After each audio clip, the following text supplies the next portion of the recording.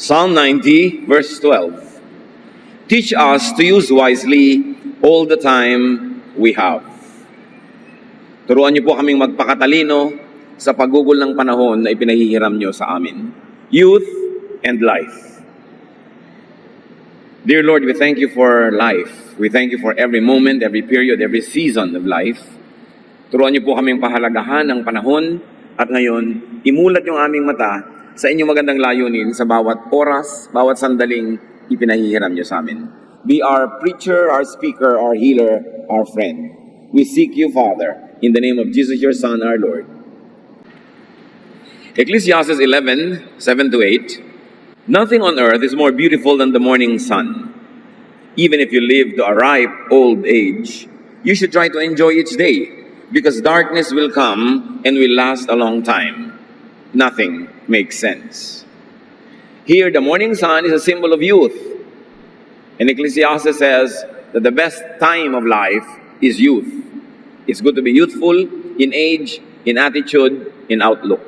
Youth is the most wonderful time in life. And youthfulness makes any time of life wonderful. Kaya mahalaga na mayroong youthful attitude ang tao, hindi bata pa lang ay isip matanda na sobra, because you have all the time in the world to be old anyway. So take your time and be young when you are young, and you let the young people be young and be youthful. Because darkness, which really means death, will come. Ecclesiastes says, enjoy each day of life, of youth, of old age. Live while alive. You have your correct time to die. So habang buhay pa, dapat mabuhay talaga ng todo-todo.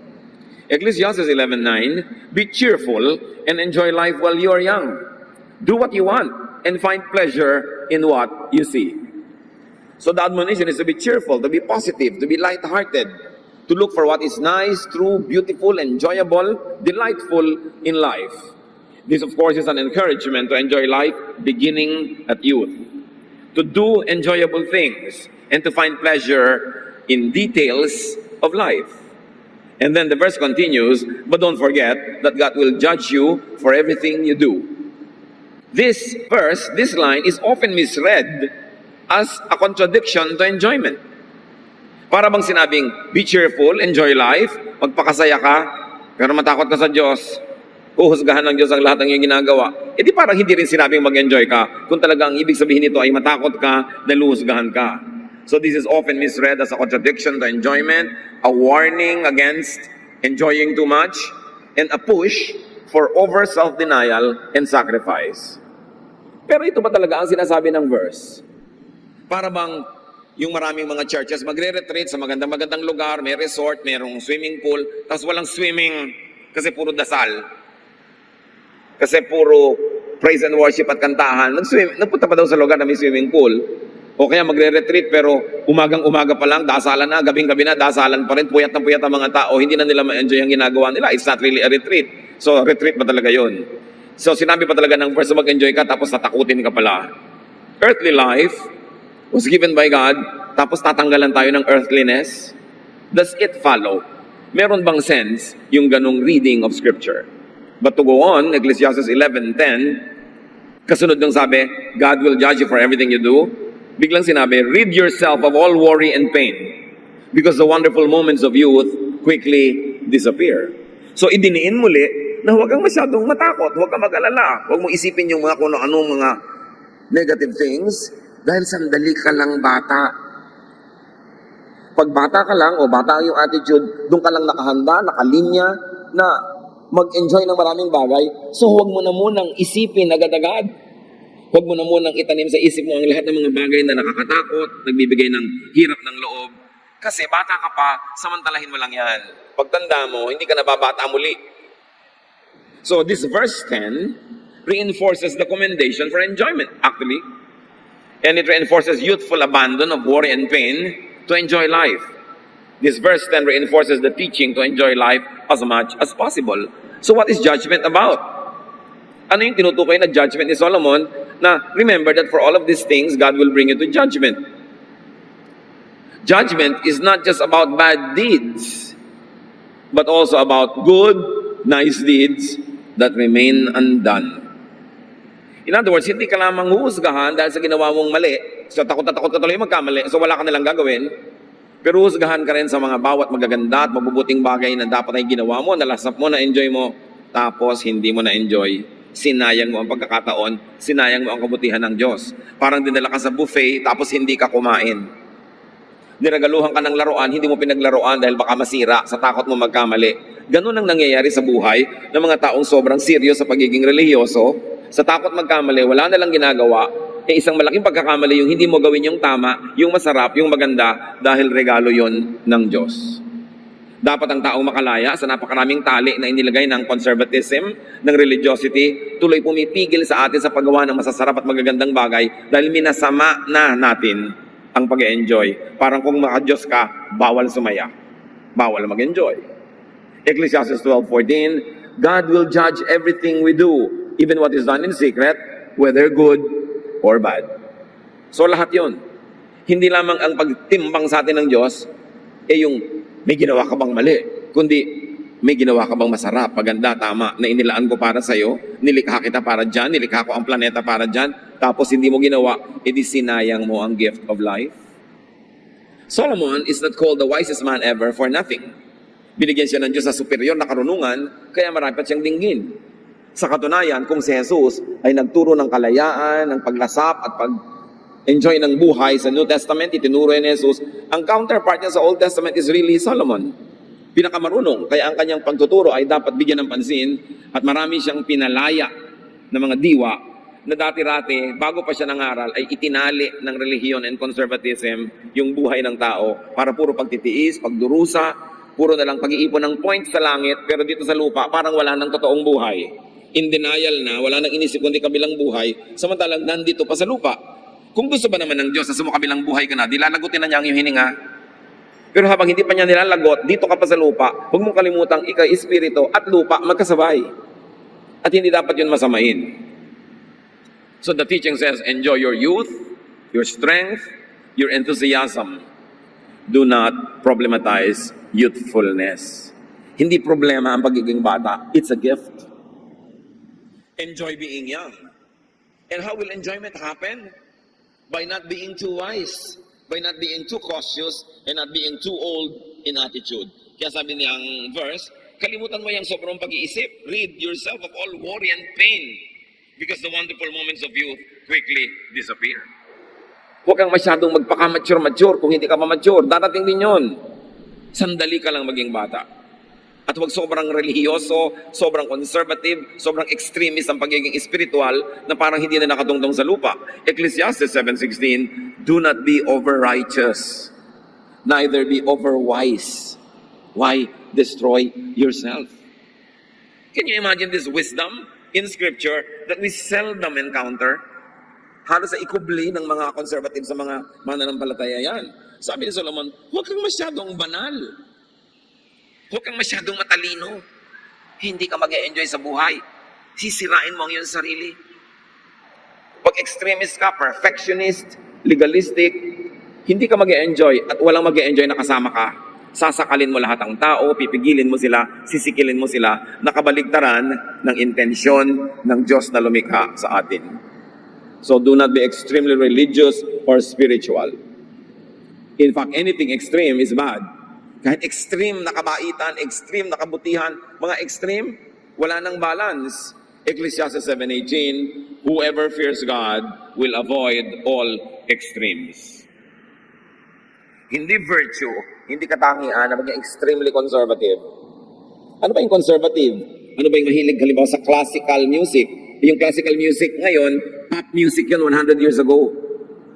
So kung conservative ka, ayaw mo nung modern, pero yung niyayakap mong conservative idea, nung isinilang yun nung unang panahon, modern din yun nun.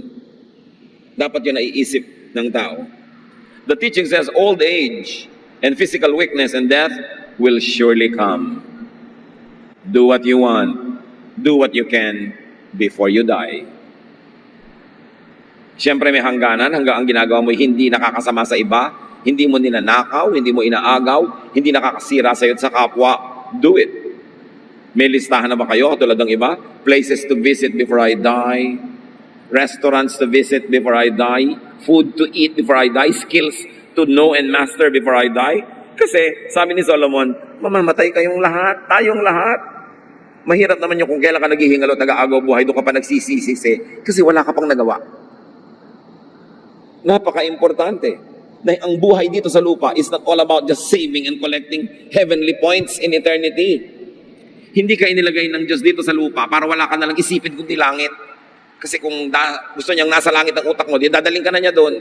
Nandito ka pa, kaya dapat nag-iisip ka pa rin ng pagiging makalupa at hindi mo dapat masamain ng pagiging lupa. Sapagkat ideya ng Diyos na ang lupang katawan na ito ay samahan ng kanyang espiritu at nabuo ang tao.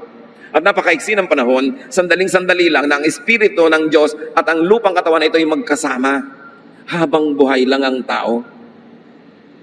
Pag nalagot na ang hininga, hihiwalay na yung espiritu, babalik sa Diyos, ang katawan ay babalik sa lupa. Doon ka na lang magpaka-espiritu, talagang pag-espiritu ka na.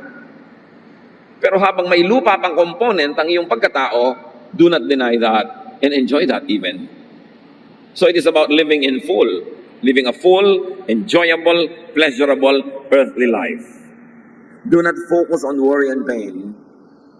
They are concerns of old age. Kaya may mga taong bata pang edad pero laging iniisip, worry and pain, nagmumukhang matanda na sila at tumatanda na nga. Pero may mga matatanda ang edad, pero youthful ang attitude, cheerful sa buhay, naghahanap lagi ng fun, ng happiness, ng enjoyment. So nade-delay ang itsura ng pagtanda nila at masigla pa sila sa buhay. Pare-pareho lang buhay pero iba-iba ang quality of life. Do not over-mature prematurely. Do not fast forward old age, because you have all the time in the world to be old. Do not rob children of their childhood. Do not rob the youth of their youthfulness. Hindi mga bata, gusto mo walang kibo-kibo na parang matatandang paralyzed. Siyempre mga bata malilikot yan, may konting ingay, pero may hangganan, natural. Yung hindi na sila nakakabala ng iba. Siyempre mga young people, tawanan, masasaya, tapos pipigilin po, puro shh, shh, shh.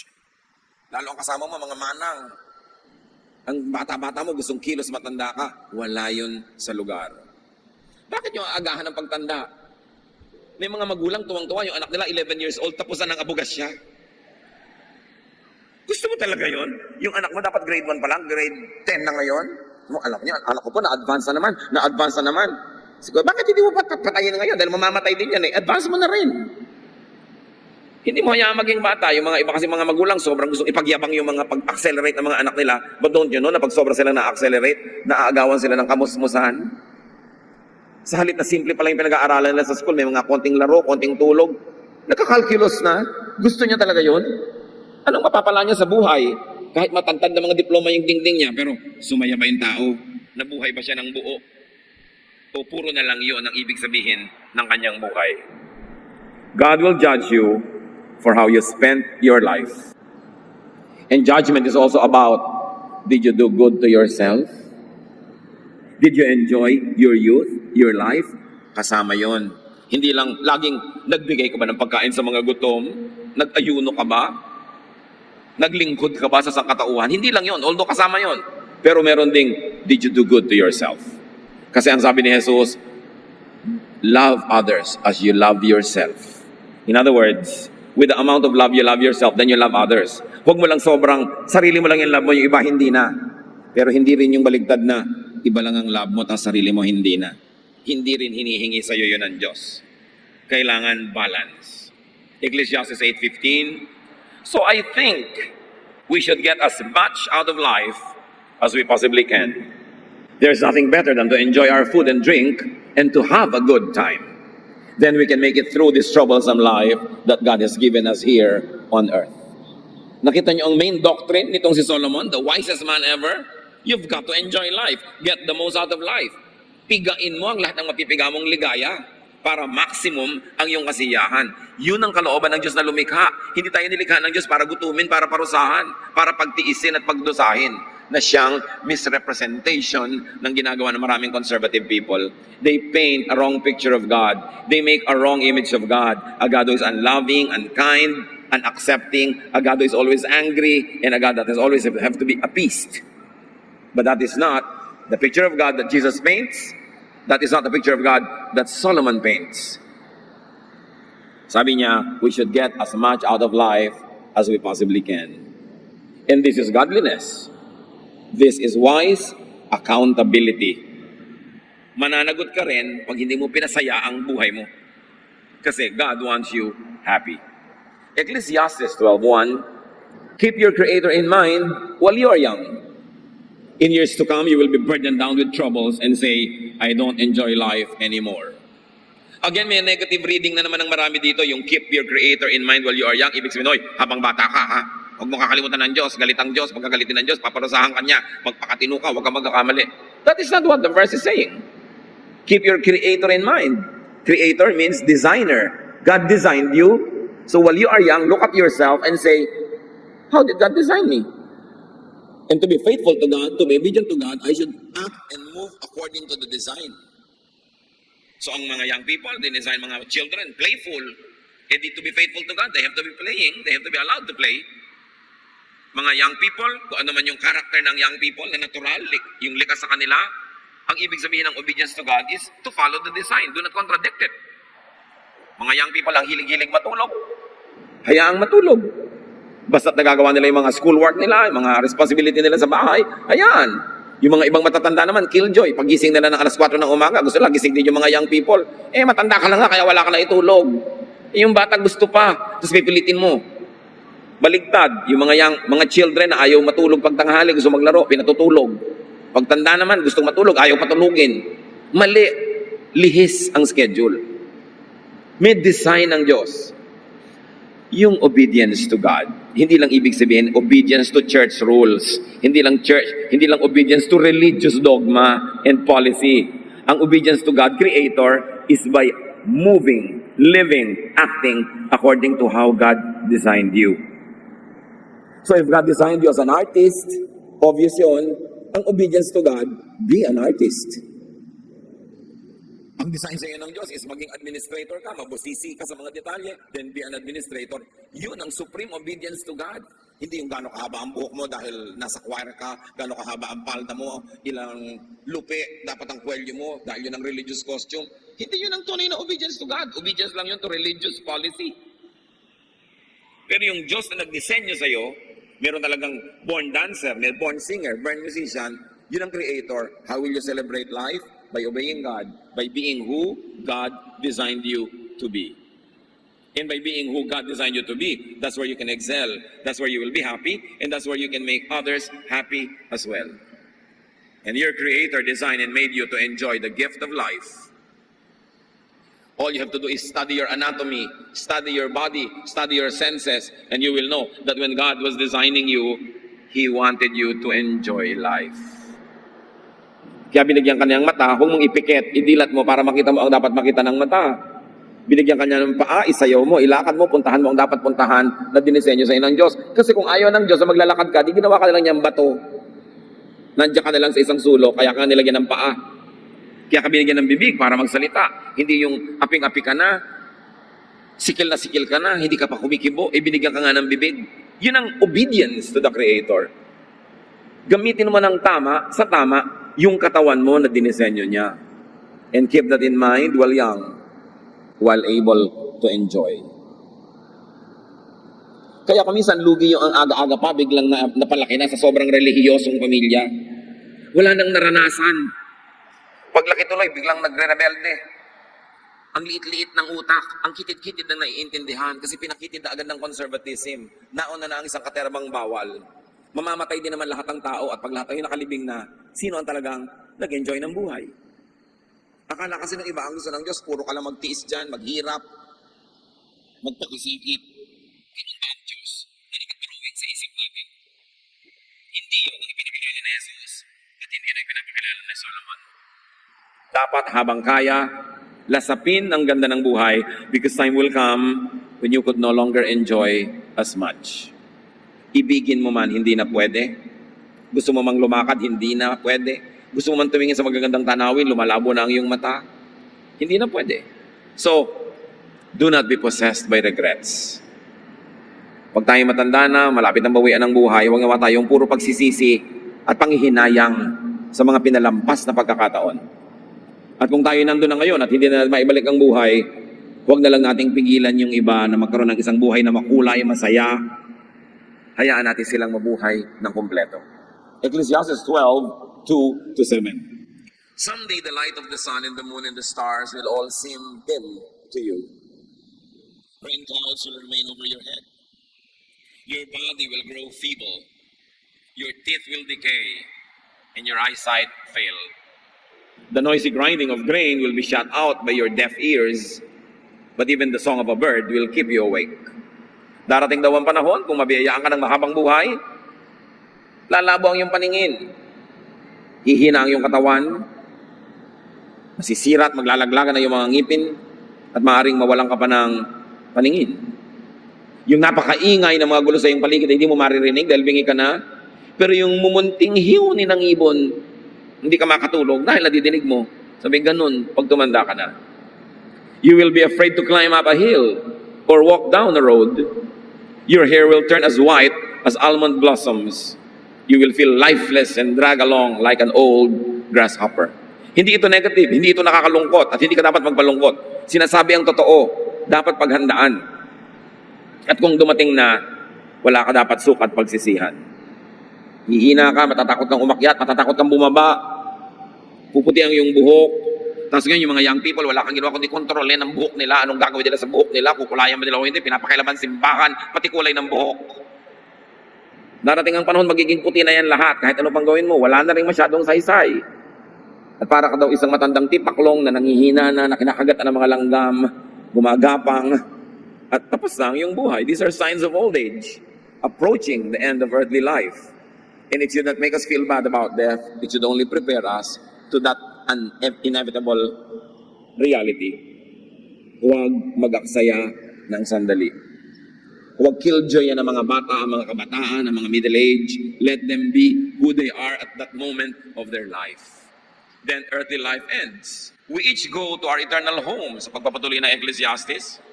And the streets are filled with those who mourn. Paglalamayan ka rin, ibuburol ka rin, ililibing. Kung marami kang pinakasamahan, marami makikipaglibing sa'yo. Maraming tititig sa iyong mukha at sasabihin din nilang, para lang siyang natutulog. Kung gaano mo karaming beses sasabi yun sa iba, masasabi rin tungkol sa'yo.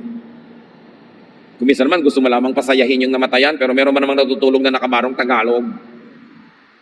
Kung sana nakapadyama, may yakap na unan doon sa ataol sa mo, ay para lang natutulog. Darating at darating.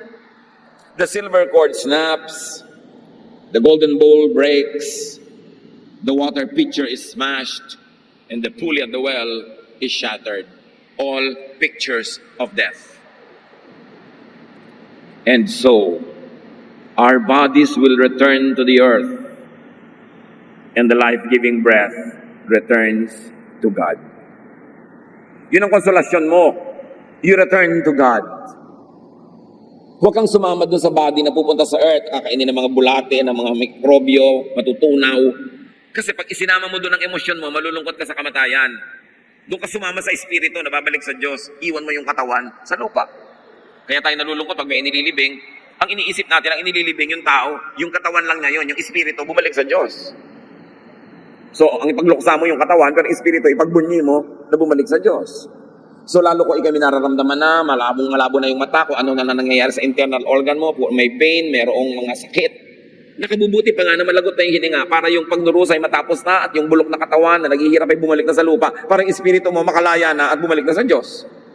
Kaya hindi yun negative. Pero ito ang point, mga kapatid. Kanino bang ideya na ang espiritu ng Diyos ay sumama sa lupa at magkaroon ng tao? Di ba ideya yun ng Diyos? Hiningahan niya yung lupa, nagkaroon ng hininga, naging living person. In other words, it is God's idea that His spirit and flesh and soil and the ground and the dust will come together and create one living person. Ikaw yon, ako yon, tayo yon, mga kapatid. Therefore, magandang ideya ang lupa. Ang katawang lupa ay maganda kasi Diyos ang nagbigay nun. Dinamitan niya ng katawang lupa yung kanyang espiritu. Huwag nating masamain ang katawang lupa, huwag nating masamain ang pagiging lupa, at huwag nating masamain ang mga kagustuhan ng katawang lupang ito kasi Diyos ang lumikha ng katawang lupa. At yun naman mga kagustuhan niya ay sandali lang habang magkasama pa lang yung espiritu at yung lupa. Pero pag humiwalay ng espiritu sa kamatayan, edi tapos na rin ang mga kagustuhan ng laman, kagustuhan ng katawan. So habang magkasama pa yon, huwag mong ignorin. Do not demonize and do not trivialize the needs, the wants, the desires, the happiness, the pleasures of the flesh, because it is God who gave you the senses. So, ideya din niya yan. Minasama lang ng mga religions later on, pinasama nila yung katawan. Sandali lang magkapisan ang katawan at ang espiritu.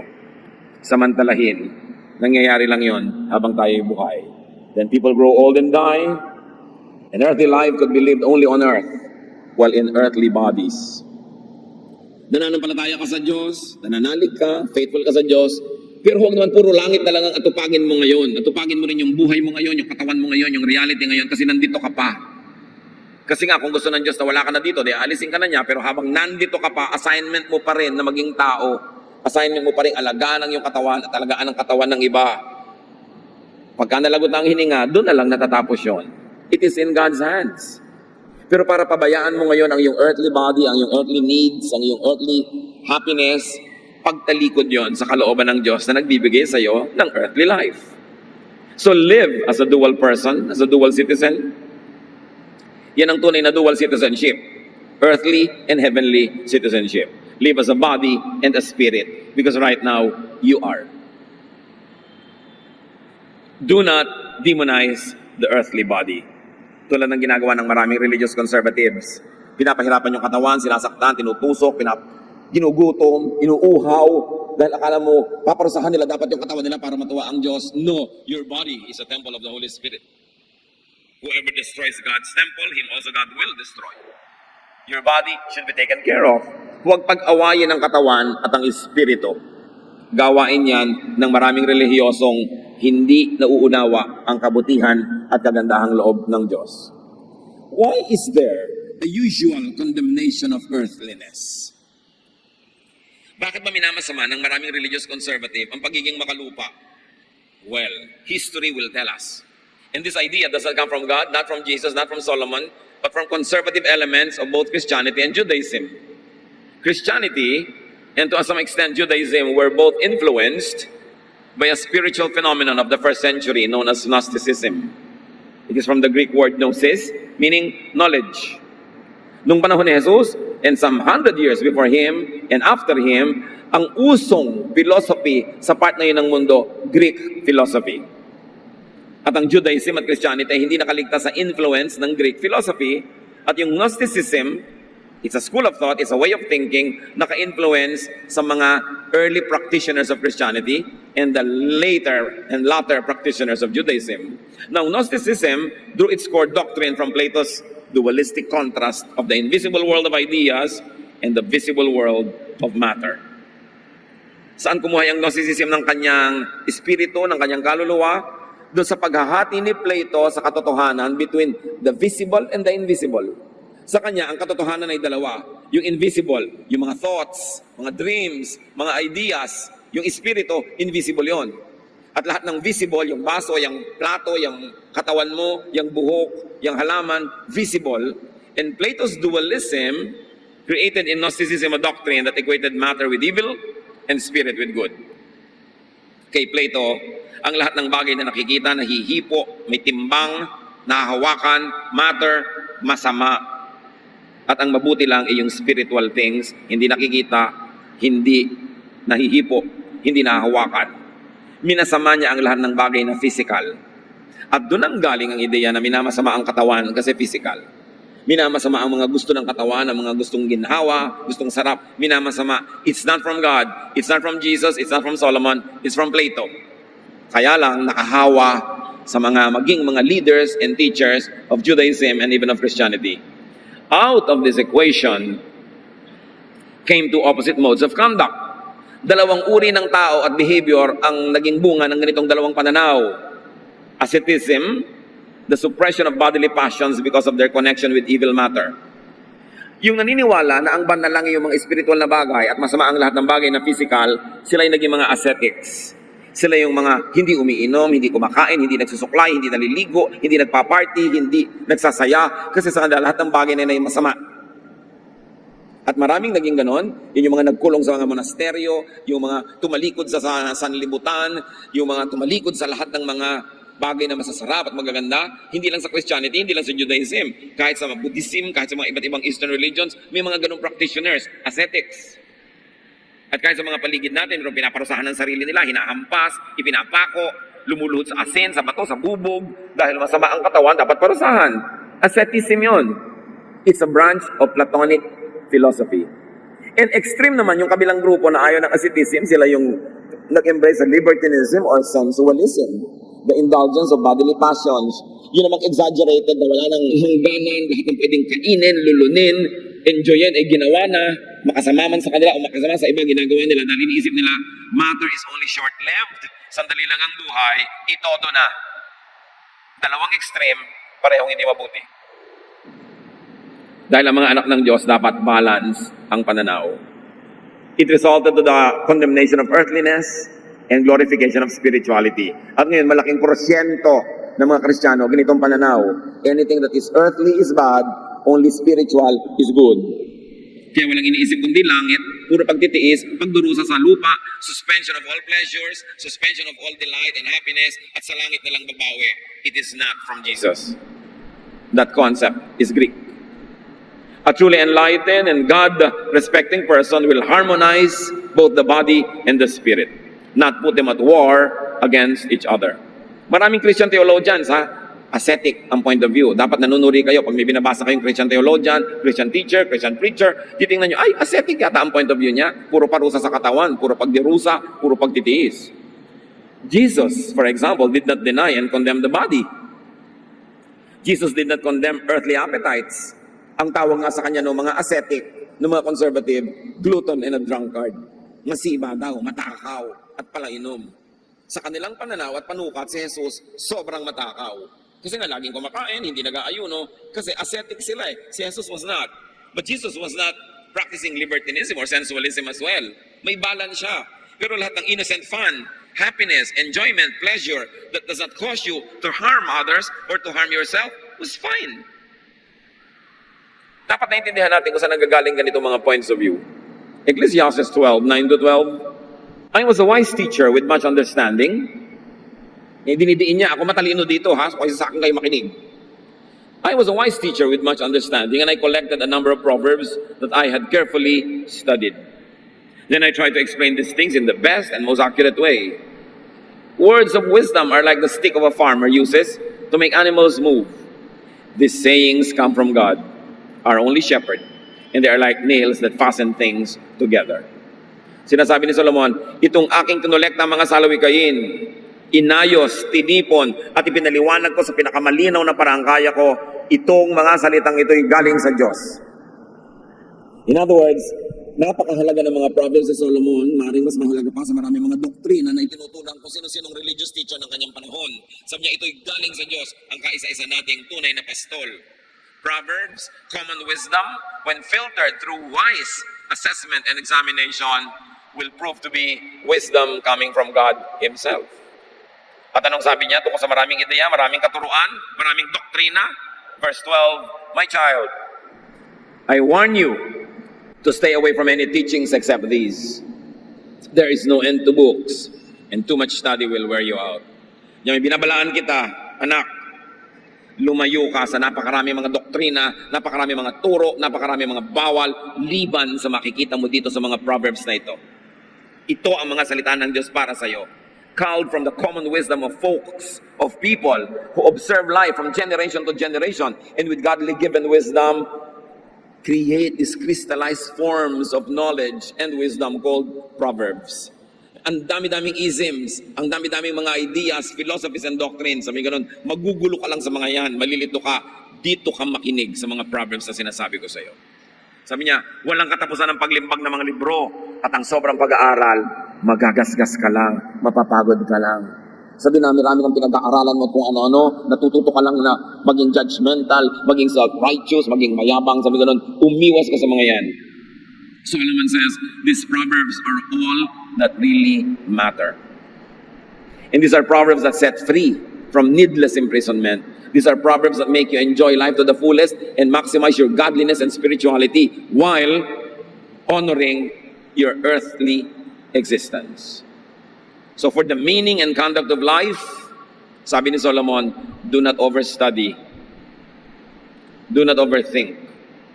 Do not over-spiritualize. Do not over-theologize. At hindi ba ganyan na nangyayari sa mga tao sobrang mag-aaral? Ang ending, bangayan. Awayan ang awayan. Kung ang baptism ba ay immersion, sprinkling, o pouring. Awayan ang awayan kung gaano kahaba ang damit dapat ng babae, ang buhok. Awayan ang awayan kung ano dapat ang kakainin sa Lord's Supper, gaano karaming harina ang ilalagay doon, may levadura ba o wala. Awayan ang awayan kung ang music ba dapat ay modern o makaluma. Sabi ganun, don't overthink. Hindi yan ang mga bagay na talagang mahalaga sa buhay. Religious doctrines lamang yan. Sabi, the true wisdom of God comes from these proverbs. Observe them and you will have a life that is full. And do not be overly correct. Diba? Don't be overly righteous. Kung old na, sabihin ng iba, ay paano yan? Matanda na ako, paano ko ibabalik ang lahat? Well, continue to be alive, continue to be full of life, and as much as possible, be youthful in attitude. Hindi naman talaga sa edad lang nakukuha yan. Ecclesiastes 12:13-14. Everything you were taught can be put into a few words. Sabi niya, ang dami-daming doktrina, ang daming katuruan, ito lang ang tandaan nyo. Respect and obey God. This is what life is all about. God will judge you and judge everything we do, even what is done in secret, whether good or bad. So, panakot ba ito? Sasabihin sa'yo, enjoy life, tapos fear God? Ang sinasabi niya, real respect for God is this: to do good and not to do bad, both of them. To think of heaven and to think of earth. To gather for yourselves treasures in heaven, but don't be poor here on earth. To also be rich, full of life here on earth. Here and there, both could be heaven to you. Kaya ang tao, pagka hindi makalaya ang kanyang isip, na-o-oppress siya lagi ng guilt, na-o-oppress siya lagi ng mga feeling of imperfection, feeling of inadequacy, meron kang hell na bit sa buhay mo wherever you go. Kasi mabigat dalhin yan. So hell or heaven, while they are there in eternity, can also be in your life right now, depending on your attitude. Kaya dapat talaga magbago ng pag-iisip, makalaya sa mga maraming tali na inilagay ng maraming tradisyon. Respect and obey the designer of life, who is God. Respect and obey the design of life for enjoyment of God's graciousness. And here, judgment will be on how much you respect and obey the Creator. By respecting or obeying the Creator, in this life, you will have reward or punishment. Yun na ating tinatamasan, nararanasan araw-araw, reward or punishment yun. Dapat nating alamin. Yung reward and punishment, hindi lang yung naghihintay sa kabilang buhay, nangyayari na yun din dito. So pag tama ang ginagawa mo, nare-reward ka na rin. Meron kang mga fruits, meron kang mga pleasures, meron kang happiness, meron kang joy. Pero pag mali, hirap ka, gipit, ilang na ilang, sakal na sakal, huwag ka na maghintay ng hell in the next life dahil yun na ang advance payment. Dapat suriin. Judgment is really how you benefit from and enjoy life now and in the next life. So balansehin ang pananaw, huwag lang lagi yung future. Do not get confused with and by many doctrines, according to Solomon. Stick to the most basic lesson: respect and obey God. And this teaching should be applied and connected to youth, to old age, to life. So respects God's design of the body, of the mind, of the seasons, of time. Lahat yan nilikha ng Diyos. Kailangan katugma ka sa galaw, sa kilos, sa rhythm. Hindi baligtad kasi sa liwa, asiwa, mali, mahirap. Ecclesiastes 3:1, everything on earth has its own time and its own season. So yung panahon mo, kapatid, huwag mong i-impose sa iba. Ano ba, panahon mo ng pagmumuni-muni, siya panahon ng pag-iingay, magmuni-muni ka, hayaan mo siya mag-ingay, lumayo-layo ka. Panahon mo halimbawa ng pagtitipid, siya panahon niya ng shopping, huwag mo siyang pigilin dahil panahon niya ng shopping. Ikaw, magtipid ka, panahon mo yun . May kanya-kanya tayong panahon. May panahon ng lungkot, malungkot ka. Matatapos din yan. May panahon ng saya, magsaya ka dahil mawawala rin yan. Kung anong nandyan, doon ka sumakay para hindi ka mahirapan. Huwag kang lumangoy ng laban sa agos. Umaagos ang buhay, and God is the author and the creator of life. It is also human to go through all types of feelings and emotions at times. May panahon na nai-inlove ang tao. Siyempre, pag nai-inlove, hindi masyadong wise. Meron naman na panahon ang wise-wise mo, ibig sabihin wala kang love nun. Meron pa namang wise na may love pa sabay. Oh, bihira yun, himala yun. Galit na galit ka sa in love. Hindi ka naman talino. Siyempre, in love siya. Medyo nabubulagan. Panahon niya yun eh. Dahil kung lagi ka namang dilat, mulat at matalino, hindi ka na in love. Wala ka nang mamamahal. Kailangan medyo magbulag-bulagan ka talaga para ma-in love ka. May panahon ng katalinuhan, may panahon din ng kakulangan nun. Lahat yan kasama sa totoong buhay. Do not deny, bypass, and demonize, and do not even idealize time. Time happens whether you like it or not, so you better like it. Huwag labanan. May oras talaga para sa lahat ng bagay, sa bawat bagay. Kailangan lang makiramdam. Sensitive ka. Ano bang oras ngayon? Ay, oras na para kumain. Hindi kumain ka. Ano bang oras ngayon? Oras para matulog. Kung baligtarin. Kasi mahihirapan ang iyong buhay. At huwag masamain ang panahon.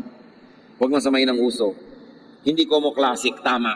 Hindi ko mo uso or bago, mali. Dapat bukas ang pananaw. So live according to time, space, and bodily realities. Yung katawan natin, yun ang nagde-define kung anong buhay natin. Anong papel natin sa mundo, saan tayo magiging mabunga, at saan tayo magiging makatuturan.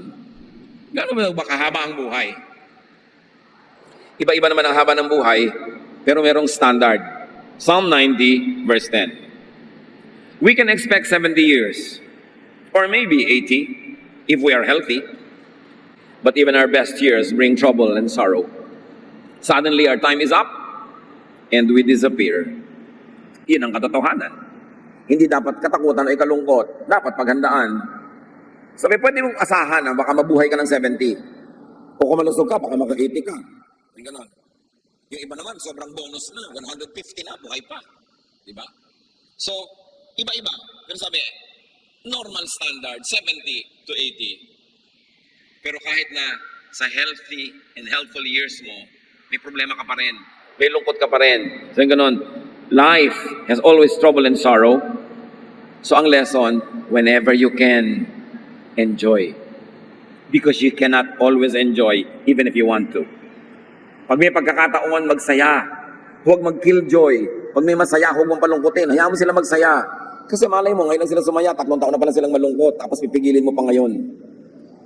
Samantalahin ang pagkakataon, kasi maraming hirap, hapdi ang buhay. Ang buhay may expiry. May nakalagay na best before whatever, anong date.